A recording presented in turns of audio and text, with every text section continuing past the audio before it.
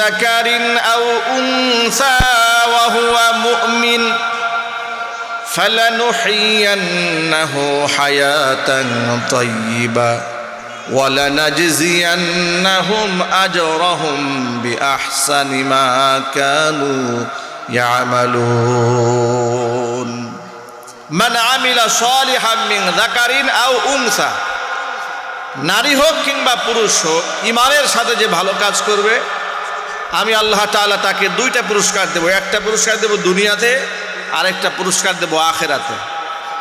দুনিয়ার পুরস্কারটা কি? ফালানুহিয়ান্নাহু হায়াতান তাইয়্যিবা, আমি তাকে এই পৃথিবীতে একটা উত্তম জীবন উপহার দেব। পরকালে যেই পুরস্কারটা দেব সেটা হলো ওয়ালানাজজিয়ান্নাহুম আজরাহুম বিআহসানি মা কানু ইয়ামালুন।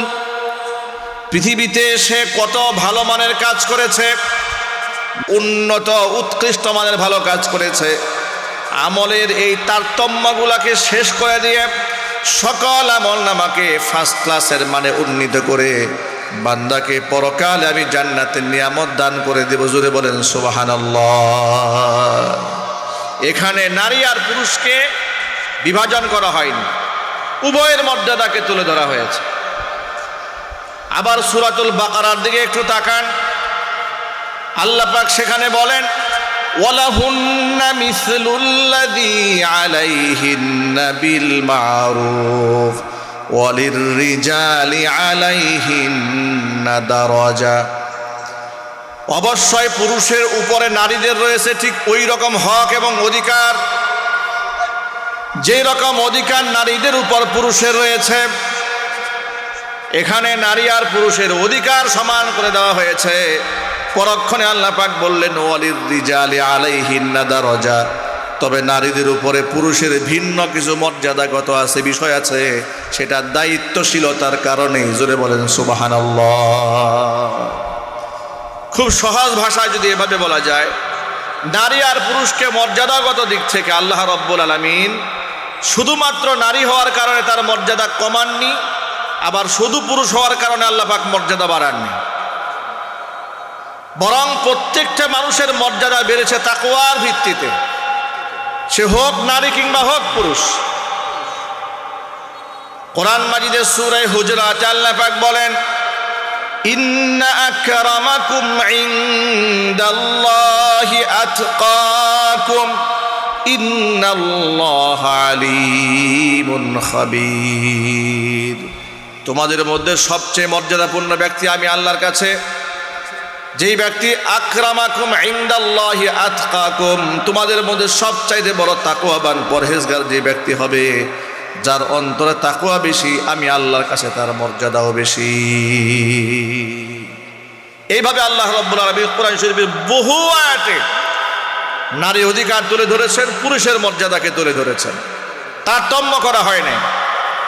নারী এবং পুরুষ যখন স্বামী স্ত্রী হয়ে যায়, উভয়ের মর্যাদা বর্ণনা করতে গিয়ে আল্লাহ পাক বলছেন হুন্না লিবাসুল লাকুম ওয়া আনতুম লিবাসুল লাহুন্না। তুমি নারীরা হচ্ছে, স্ত্রীরা হচ্ছে পুরুষের পোশাক পরিচ্ছদ স্বরূপ, আবার পুরুষরা নারীদের পরিচ্ছদ স্বরূপ। এখানেও সমান ভাগে ভাগ করে দেওয়া হয়েছে, বৈষম্য করা হয় নাই।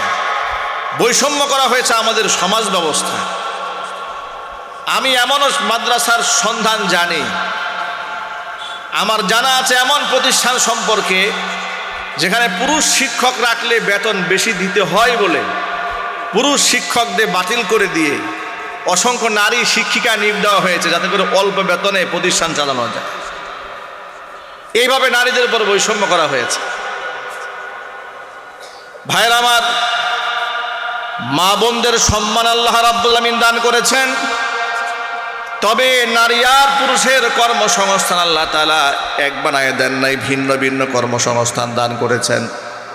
গোটা দুনিয়ার পশ্চিমা কালচার এবং গোটা দুনিয়ার আধুনিক সভ্যতার নামে নারী আর পুরুষকে যেই সমান বানিয়ে দেওয়ার চেষ্টা জানানো হয়েছে, ইসলাম ওই সমতায় বিশ্বাসী নয়।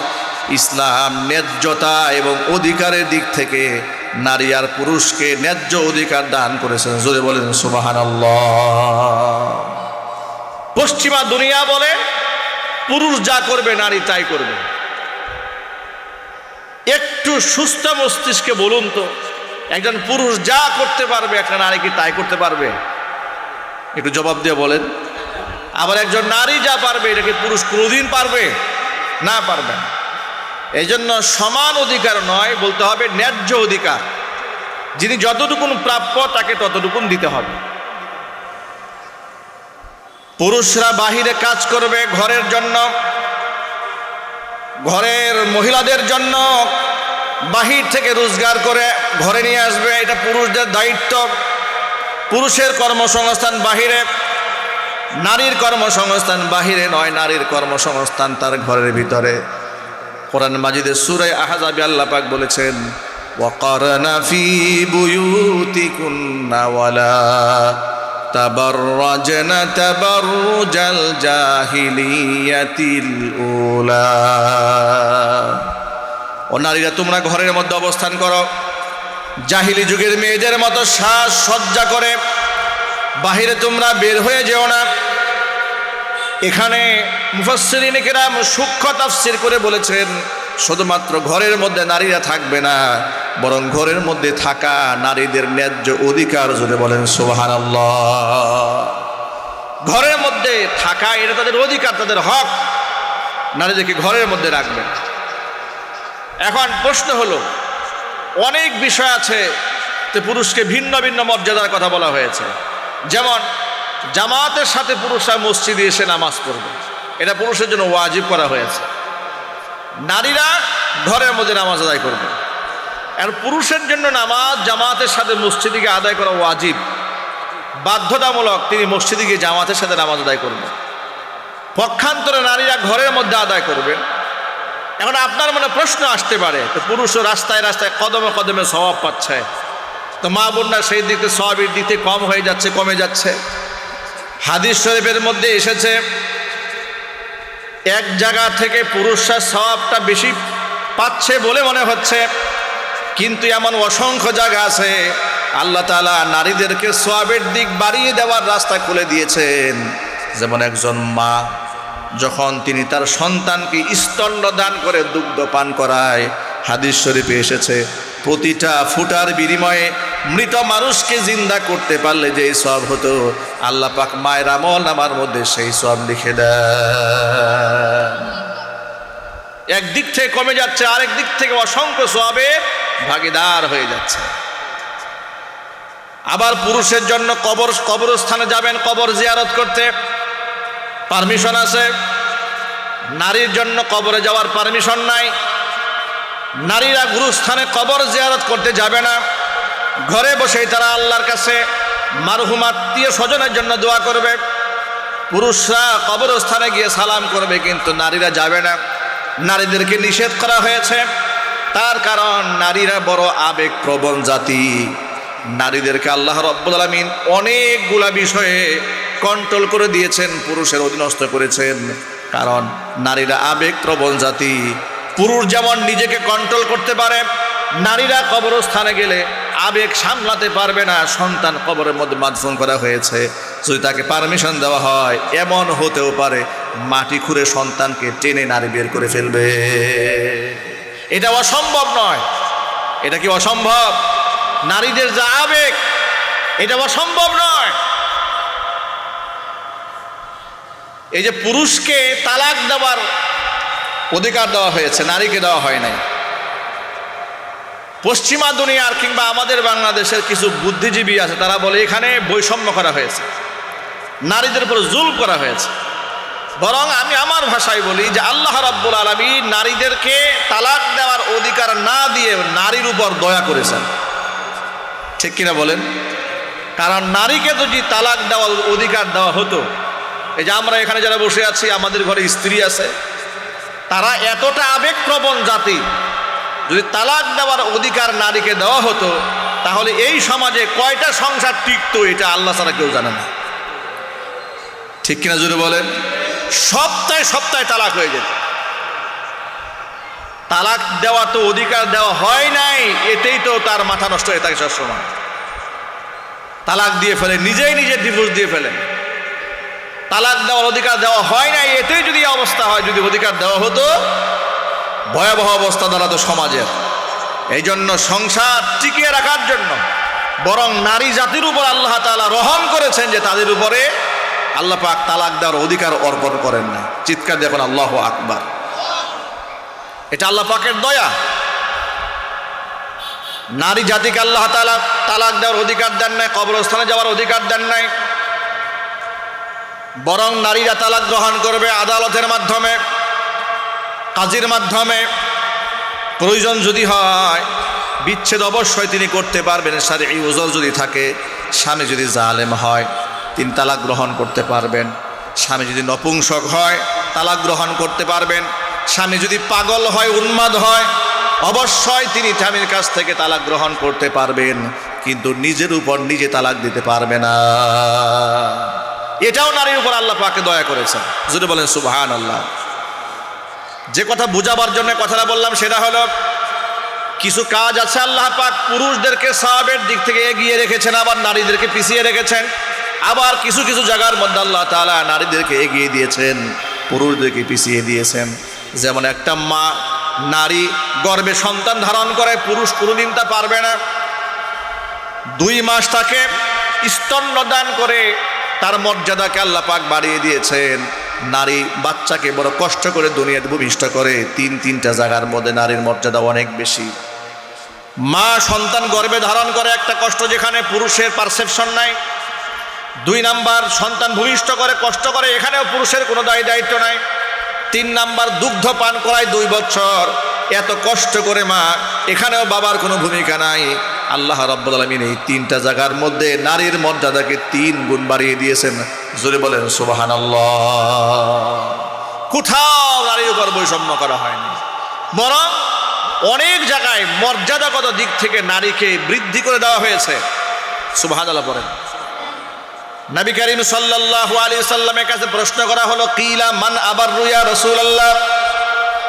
আল্লাহর নবী, এই পৃথিবীতে অজস্র অগণিত মানুষ আছে, এই সমস্ত মানুষের মধ্যে সবচাইতে বেশি উত্তম আচরণ পাওয়ার হক কার? নবী জবাব দিয়ে বলেন, উম্মাকা, তোমার মায়ের। কিলা সুম্মা মান, এরপরে জিজ্ঞেস করা হলো তারপরে হক কার? বলা হলো উম্মাকা, এরপরেও তোমার মায়ের।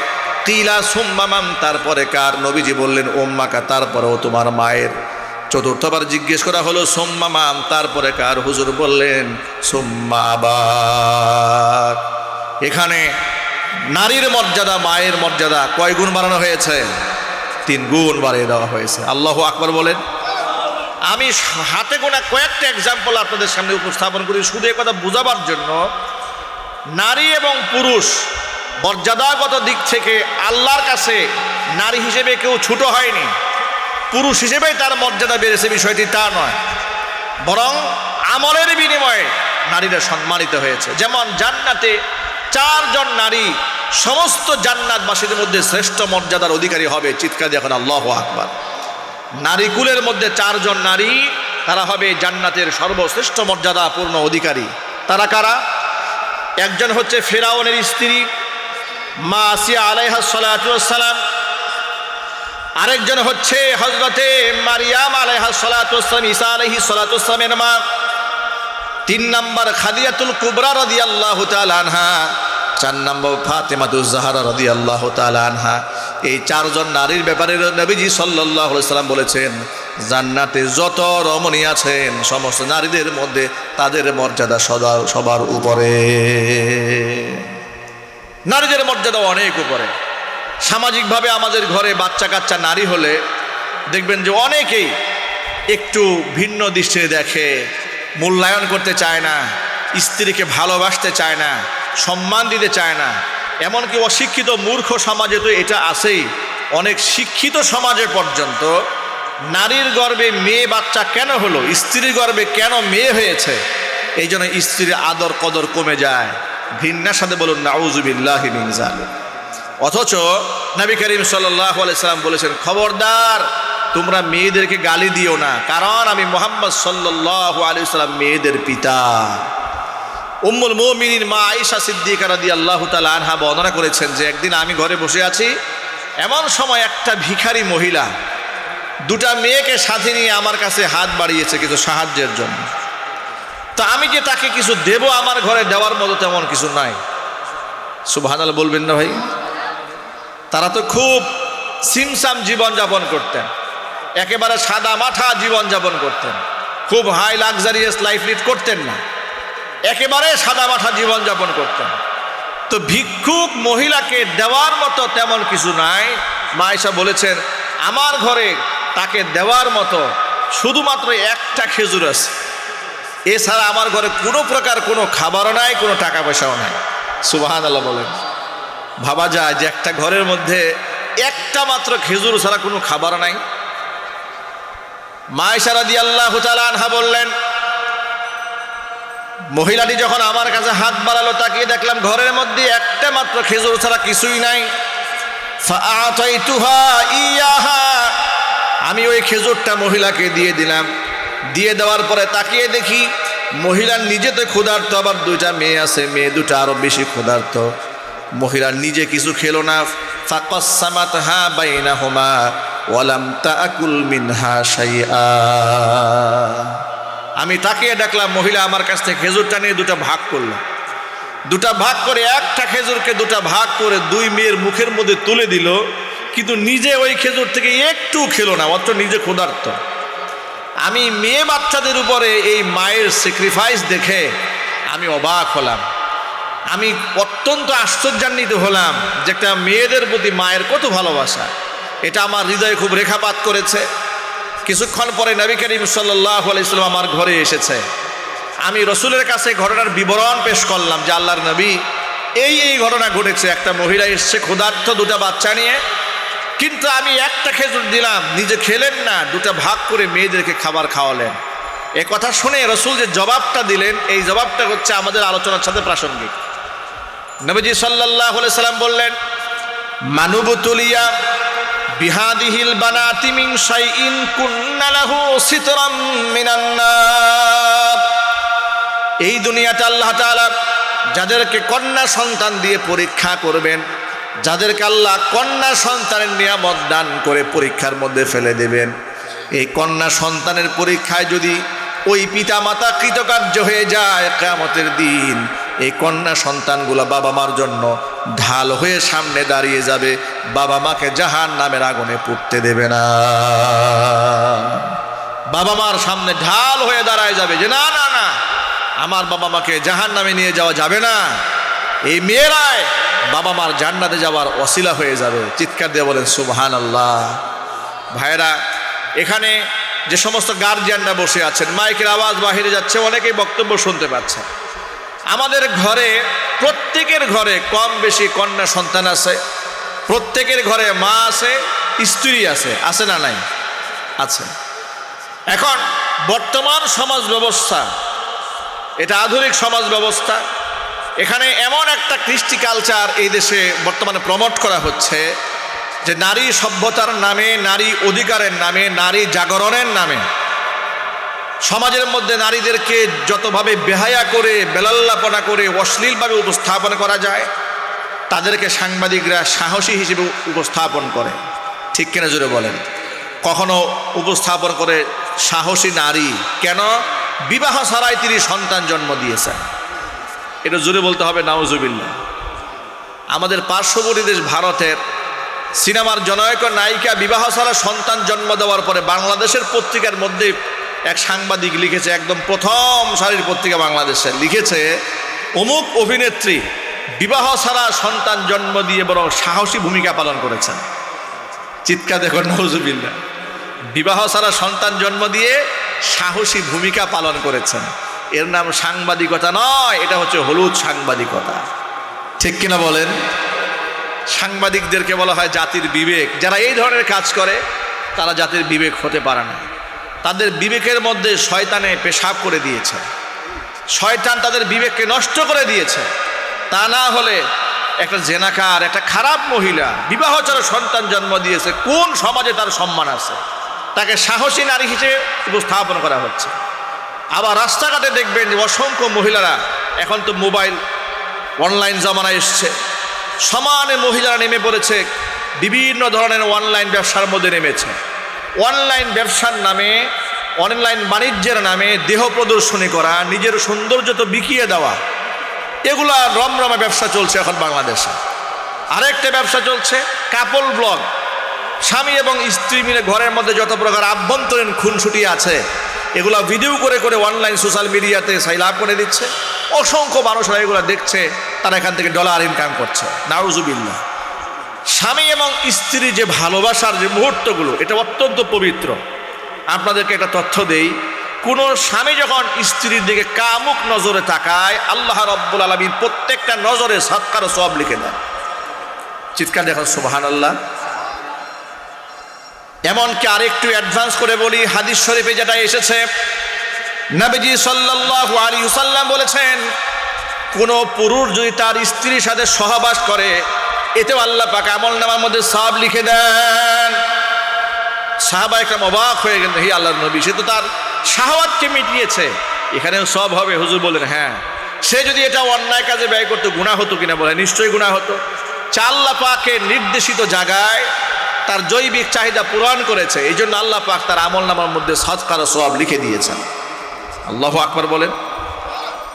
এমনকি হাদিস শরীফে এসছে, স্বামী এবং স্ত্রীর মহব্বতটা অত্যন্ত গোপনীয়, এটা কারোর সাথে শেয়ার করতে নাই। এমনকি স্বামী স্ত্রীর ভালোবাসার কথাগুলো পুরুষ তার কোনো বন্ধুর সাথে শেয়ার করবে না, নারীও কোনো বান্ধবীর সাথে শেয়ার করবে না। এতটা আভ্যন্তরীণ একটা ব্যাপার।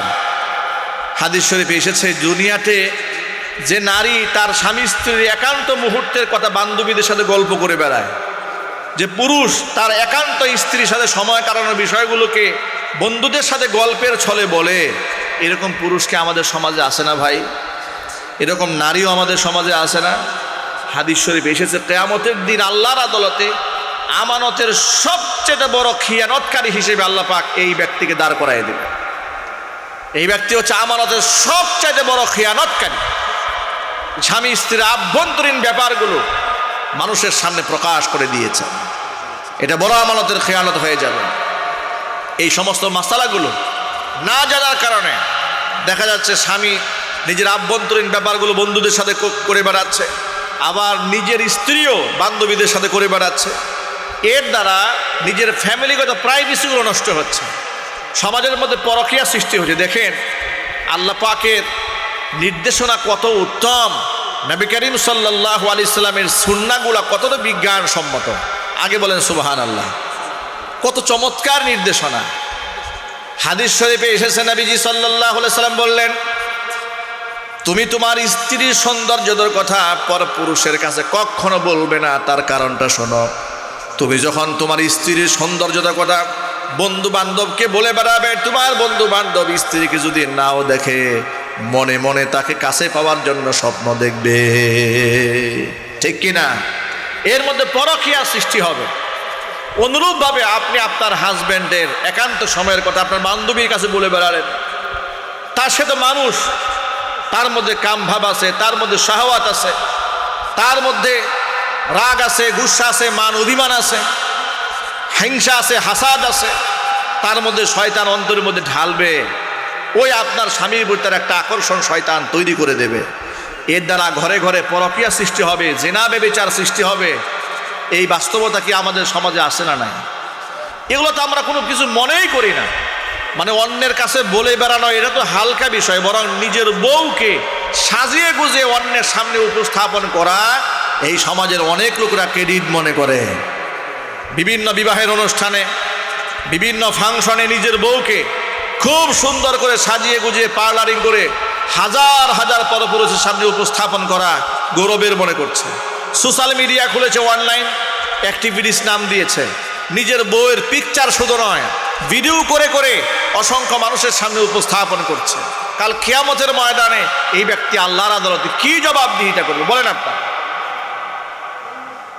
এখানে আমার যে সমস্ত গার্জিয়ানরা বসে আছেন, অত্যন্ত বিনয়ের সাথে অনুরোধ করব, নবী করিম সাল্লাল্লাহু আলাইহি সাল্লাম বলেছেন, সালাসাতুন ক্বাদ হাররামাল্লাহু আলাইহিমুল জান্নাহ, তিন শ্রেণীর মানুষের জন্য আল্লাহ পাক তারা জান্নাতটাকে হারাম করে দিয়েছেন। এক নাম্বার হচ্ছে মুদমিনুল খামরি, যারা মদ পান করে তাদের জন্য আল্লাহর জান্নাত হারাম। 2 নাম্বার হচ্ছে ওয়াল আকু, পিতা মাতার অবাধ্য সন্তান যারা, তাদের জন্য আল্লাহর জান্নাত হারাম। 3 নাম্বার হচ্ছে ওয়াদাইয়ুসুল্লাযী ইউকিররু ফি আহলিহিল খাবাস, ওই দাইয়ুস পুরুষ, যেই দাইয়ুস পুরুষ তার অধীনস্থ নারীদেরকে বিপর্দায় চালায়, ওই দাইয়ুস পুরুষের জন্য আল্লাহর জান্নাত হারাম। কিয়ামতে প্রত্যেকটা পরিবারের যিনি মেম্বার থাকবেন, পরিবারের যিনি দায়িত্বে থাকবেন, পরিবারের জিম্মাদার থাকবেন, তাকে আল্লাহর আদালতে জবাবদিহিতা করতে হবে। শুধুমাত্র ইমাম সাহেবকে জবাব দিতে হবে না, শুধুমাত্র খতিব সাহেবকে জবাব দিতে হবে না, প্রত্যেকটা ঘরের কর্তাকে আল্লাহর আদালতে তার পরিবারের সদস্যদের ব্যাপারে জবাবদিহিতা করতে হবে। নবী করিম সাল্লাল্লাহু আলাইহি সাল্লাম বলেছেন, আলা কুল্লুকুম রাইন ওয়া কুল্লুকুম মাসউলুন আন রাইয়াতিহি, জেনে রেখো তোমরা প্রত্যেকেই দায়িত্বশীল, আপন আপন দায়িত্বের ব্যাপারে প্রত্যেককেই আল্লাহর আদালতে জবাবদিহিতা করতে হবে। আমি আপনাদের সামনে সংক্ষিপ্ত পরিসরে এই বক্তব্য তুলে ধরার মাধ্যমে এই মেসেজটা দিতে চাই যে যাদের জন্য আল্লাহ পাকের জান্নাত আল্লাহ হারাম করে দিয়েছেন, যে কপাল পুরা 3 শ্রেণী, এর মধ্যে 1 শ্রেণী হচ্ছে মুদমিনুল খামার, যারা মদ্যপান করে। এই মদের সাথে, মাদকের সাথে তো আমাদের কোনো সম্পর্ক নাই, ভবিষ্যতে হওয়ারও কোনো সম্ভাবনা নাই। বলেন ইনশাআল্লাহ, বলেন না ইনশাআল্লাহ। মাদক মানে, খামার মানে শুধু মদ নয়, মনে রাখেন, খামার মানে শুধু মদ নয়, খাবার মানে হচ্ছে কুল্লু মুস্কিরিন খামরুন ওয়া কুল্লু খামরিন হারামুন। ব্রেনের মধ্যে ক্রিয়া সৃষ্টি করে, মস্তিষ্কের মধ্যে বিকৃতি সাধন করে, এমন প্রত্যেকটা জিনিস সেটাকে খামার বলা হয়। সেটা মদ হতে পারে, সেটা আফিম হতে পারে, হেরোইন হতে পারে, গাঁজা হতে পারে, তারি হতে পারে, এরপরে কোকেইন হতে পারে, যাই হোক না কেন, এই সব সর্বপ্রকারের মাদক ইসলাম হারাম ঘোষণা করেছে। এমন হারাম, হাদিস শরীফে এসেছে, আল্লাহর নবী বলেছেন, মান শারিবাল খামরা, যেই ব্যক্তি মদ পান করবে, লাম তাসিল সলাতুহু 7 সিনিন, মদ্যপানকারী ব্যক্তির নামাজ 7 বছরেও কবুল হবে না। এর মানে হচ্ছে মদ্যপান করে যদি আল্লাহর কাছে খাস দিলে তওবা না করে, 7 বছর ধরেও যদি যত সেজদা দিবে, নামাজ পড়বে, কোনো নামাজ আল্লাহর দরবারে কবুল হবে না যদি মাদকের সাথে কারো সম্পর্ক থাকে। আল্লাহ যেন আমাদেরকে হেফাজত করেন। আমাদের এই মাদক থেকে বাঁচার দরকার আছে না নাই? আমাদের বর্তমান বাংলাদেশে 2025 সালে ডিএনসি রিপোর্ট অনুযায়ী মাদক সেবীদের সংখ্যা 8.3 মিলিয়ন, মানে হচ্ছে 83 লক্ষ মানুষ মাদকাসক্ত, শুধুমাত্র ডিএনসি রিপোর্ট অনুযায়ী। কিন্তু বাস্তবতা তো কোটির উপরে মানুষ মাদকাসক্ত। মাদকের সাথে আমাদের ন্যূনতম সম্পর্ক থাকবে না, আমরা বলি ইনশাআল্লাহ। তবে এই ক্ষেত্রে আরেকটা সাবধানতা হচ্ছে এই, যা আপনি আমি কিভাবে আমাদের সন্তানদেরকে কন্ট্রোল করব। কন্ট্রোল করার কৌশল হচ্ছে, আমার ছেলে আমার মেয়ে কার সাথে চলাফেরা করে। হাদিস শরীফে এসেছে, আল ইনসানু আলা দীন খালিলিহি, প্রত্যেকটা মানুষ তার বন্ধুর ধর্ম গ্রহণ করে, মানে তার নেচারটা গ্রহণ করে। প্রতিটা মানুষ, আপনি দেখবেন আপনার মেয়ের বান্ধবীকে কার সাথে চলাফেরা করে, আপনি দেখবেন আপনার ছেলেটা কার সাথে উঠা বসা করে, সে কি মদ্যপায় কিনা, ধূমপায় কিনা, বেনামাজি কিনা, চরিত্রহীন কিনা, আগেই কন্ট্রোল করেন। লম্পটদের সাথে সঙ্গ দিতে দেবেন না, কারণ সঙ্গ দোষে লোহা ভাসে। ঠিক কিনা বলেন? আল্লাহ পাক বুঝার তৌফিক দান করেন। 1 নাম্বার, মাদকের সাথে আমাদের সংশ্লিষ্ট হব না। 2 নাম্বার, ওয়ালা আকু, পিতা মাতার অবাধ্য সন্তান যারা, তাদের জন্য আল্লাহ পাকের জান্নাত হারাম। আজকে এই আধুনিক সভ্য সমাজে মায়েরা বাবারা খুব নির্যাতিত। সন্তানদের কাছে সবচেয়ে অবহেলার পাত্রপাত্রী হচ্ছে মা বাবা। যে মা বাবা জীবনের সবটুকুন দিয়ে উজাড় করে সন্তানকে প্রতিষ্ঠিত করেছে, সেই সন্তানই বাবা মাকে বৃদ্ধ অবস্থায় বৃদ্ধাশ্রমে পাঠিয়ে দিচ্ছে।